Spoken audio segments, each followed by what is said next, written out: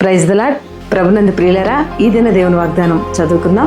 నేను నీకు తోడై ఉన్నాను, నీకు హాని చేయుటకు నీ మీదికి ఎవడునూ రాడు అని ఈ దినము నా ప్రభు తన మాటను వాగ్దానంగా నీకు అనుగ్రహిస్తూ ఉన్నాడు. ఏ రీతిగా ఈ దినాన్ని ప్రారంభించున్నారో ప్రభు నేను చూస్తూ ఉన్నాడు.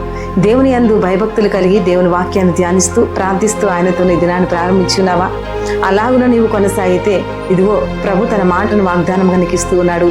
నేను నీకు తోడై ఉన్నాను అని. నీ మీదకి హాని చేయవాడు ఎవడు రాకుండానట్లుగా ఆయన కంచె వేస్తూ ఆయన కాపుదలిస్తూ ఈ దినం నా ప్రభు నిన్ను జ్ఞాపకం చేసుకుంటూ ఉన్నాడు. కనుక దేవునికి నిన్ను నీవు అప్పగించుకొని దేవుని వాక్యమందలి వాగ్దానమందలి విశ్వాసముతో నమ్మికతో ఈ దినాన్ని ప్రారంభించు. కాపుదల ఆయన కంచె నీకు నీ కుటుంబానికి ప్రభు దయచేయుగాక.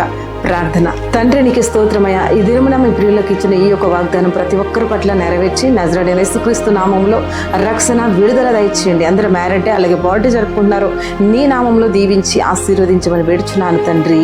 ఆమేన్.